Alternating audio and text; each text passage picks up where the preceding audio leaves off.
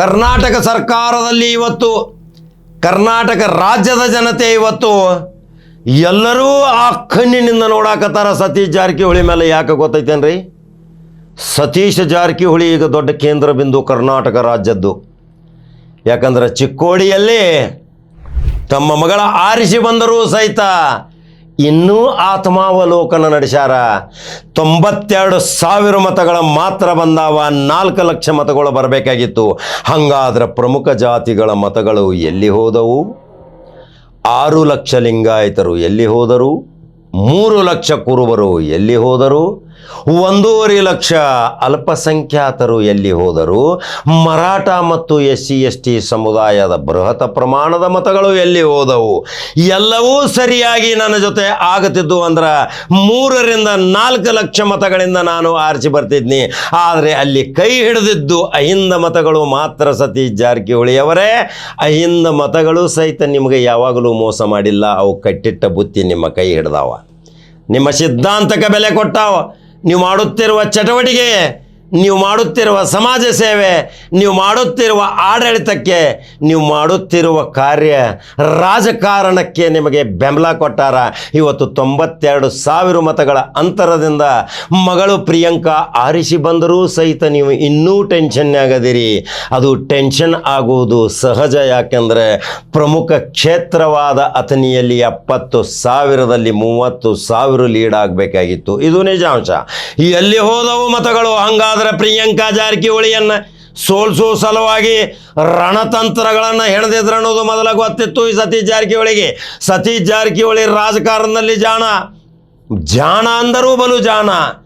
ಯಾಕಂದರೆ ಇವರು ಎಲ್ಲರೂ ಕೂಡಿ ಇದರಲ್ಲಿ ಇನ್ನಿತರ ನೆರೆಯ ಜಿಲ್ಲೆಯವರು, ನೆರೆಯ ಕ್ಷೇತ್ರದವರು ಸಹಿತ ಈ ಪ್ರಿಯಾಂಕಾ ಸತೀಶ್ ಜಾರಕಿಹೊಳಿಯನ್ನು ಸೋಲಿಸಲಿಕ್ಕೆ ತಮ್ಮ ಕಾಂಟ್ರಿಬ್ಯೂಷನ್ ಹಾಕಿ ಯಾವುದೇ ಪರಿಸ್ಥಿತಿಯಲ್ಲಿ ಸೋಲನ್ನು ಅನುಭವಿಸಬೇಕು ಸತೀಶ್ ಜಾರಕಿಹೊಳಿ ಸಾಮ್ರಾಜ್ಯ ಈ ಚಿಕ್ಕೋಡಿ ಲೋಕಸಭಾದಲ್ಲಿ ಪ್ರವೇಶ ಮಾಡಬಾರದಂತೇಳಿ ಪಣ ತೊಟ್ಟಾಗ ಅದರ 92,000 ಮತಗಳು ಮಾತ್ರ ಪೆಟ್ಟಿಗೆಯಾಗ ಭದ್ರ ಇದ್ದು.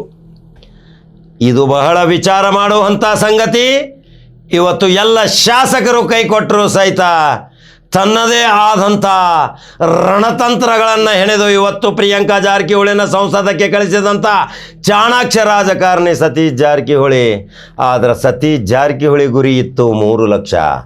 ನಾನು ಒಂದು ಸಾರಿ ಹೇಳಿದೆ 1,25,000 ಲೀಡ್ ಆಗ್ತೈತ್ರಿ ಅಂದಾಗ, ನೋ 3 ಲಕ್ಷ ಆಗಬೇಕ್ರಿ, ನನಗೆ ಸಿಂಗ್ ಐತಿ ಅಂತೇಳಿ ಸ್ವತಃ ನನ್ನ ಜೊತೆ ಮಾತಾಡಿದ್ರು ಇದೇ ಸತೀಶ್ ಜಾರಕಿಹೊಳಿ. 3 ಲಕ್ಷ ಅವರ ಅಂತರ ಇತ್ತು. ಹಾಗಾದ್ರೆ 3 ಲಕ್ಷದಿಂದ ಕಡಿಮೆ ಯಾಕಾಯಿತು ಅನ್ನೋದು ಸಹಿತ ಗ್ರೌಂಡ್ ಆತ್ಮಾವಲೋಕನ ಮಾಡಕತ್ತಾರ. ಇನ್ನು ಮುಂದಿನ ಭವಿಷ್ಯ ತಯಾರು ಮಾಡುವ ಸಲುವಾಗಿ ಇನ್ನು ಚಿಕ್ಕೋಡಿ ಲೋಕಸಭಾದಲ್ಲಿ ಬರುವಂಥ ಶಾಸಕರು ಸತೀಶ್ ಜಾರಕಿಹೊಳಿ ಯಾರನ್ನು ಆಯ್ಕೆ ಮಾಡ್ತಾರೆ ಅವ್ರು ಆಯ್ಕೆ ಆಗುತ್ತಾರೆ. ಇನ್ನು ಮುಂದೆ ಉತ್ತರ ಕರ್ನಾಟಕದಲ್ಲಿಯೂ ಸಹಿತ ಇನ್ನು ತನ್ನದೇ ಆದಂಥ ಸತೀಶ್ ಜಾರಕಿಹೊಳಿಯ ಪಡೆಯೊಂದಿಗೆ ಇನ್ನೂ ಒಂದು ರಣತಂತ್ರಗಳನ್ನು ಹೆಣಿತಾರ. ಅದನ್ನು ನೇರವಾಗಿ ಇವತ್ತು ನಮ್ಮ ಕ್ಯಾಪ್ಟನ್ ನಿರ್ಮಾಪಕ ಸರಿ ಇಲ್ಲ ಅಂದ ತಕ್ಷಣ ಒಂದು ಅಸಂಬದ್ಧವಾದ ಹೇಳಿಕೆ ನೀಡತಾನ ಇದೆ DK ಶಿವಕುಮಾರ್. ಯಾಕೆ ನೀಡ್ತಾರ್ರಿ ಅಸಂಬದ್ಧವಾದ ಟೀಕೆ? ಸೋತು ಸುಣ್ಣ ಆದ್ರಿ, 7 ಸೀಟುಗಳನ್ನು ಕೊಂದು ಹಾಕಿದಿರಿ.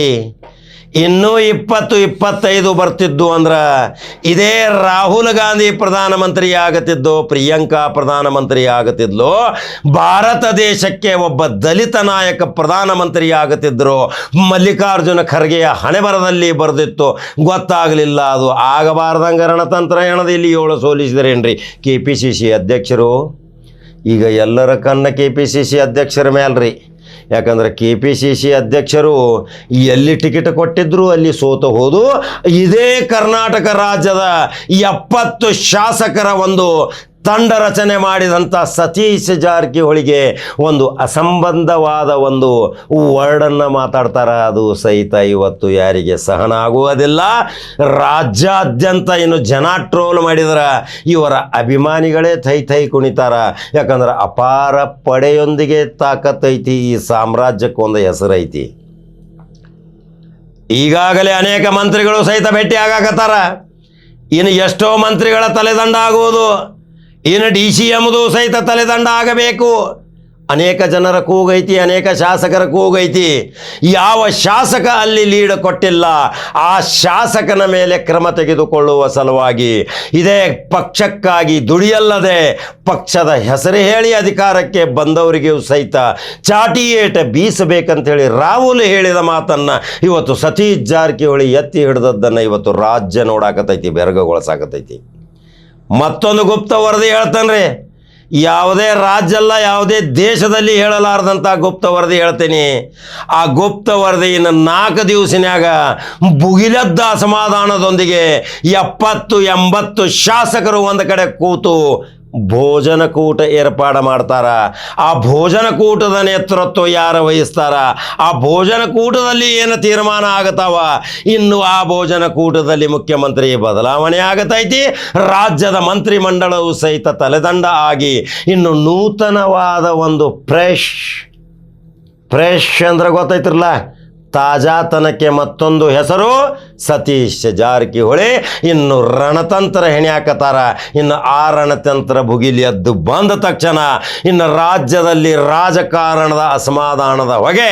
ಇನ್ನು ಆ ಗುಪ್ತ ವರದಿ ಸಂಕ್ಷಿಪ್ತ ಹೇಳಿದ್ದೀನಿ, ಸಂಪೂರ್ಣ ವಿವರವಾದ ವರದಿ ನಿಮಗೆ ಬೇಕಾದ್ರೆ ತಕ್ಷಣ ಬಿಡೋ ಕಾಕ ಅಂತ ಹೇಳಿ ನನ್ನ ಕಮೆಂಟ್ ಬಾಕ್ಸ್ನಾಗ ಹಾಕ್ರಿ. ನಿಮ್ಮ ಅಭಿಲಾಷೆಯನ್ನು ಪೂರೈಸ್ತೀನಿ. ಆ ಸುದ್ದಿ ಕೇಳೋ ಸಲುವಾಗಿ ನೀವೆಷ್ಟು ಕುತೂಹಲದಿಂದ ಕೂತೇರಿ, ಕಾತುರದಿಂದ ಕೂತೇರಿ, ಆ ಇಷ್ಟಾರ್ಥವನ್ನು ಪೂರೈಸ್ತಾನ ಇದೇ ಖಡಕ್ ಜವಾರಿ ಕಾಕ. ಹಂಗಾದ್ರೆ ನಂಬರ್ 1 ನ್ಯೂಸ್ ಕನ್ನಡ ಯೂಟ್ಯೂಬ್ದಾಗ ಬಟನ್ ಹೊಡ್ರಿ. ಲಕ್ಷ ಸಮೀಪ ಮಾಡೇವಿ, ಇನ್ನು ನಾವು ಡೈಮಂಡ್ ಗೋಲ್ಡನ್ದಾಗ ಹೊಂಟೇವಿ.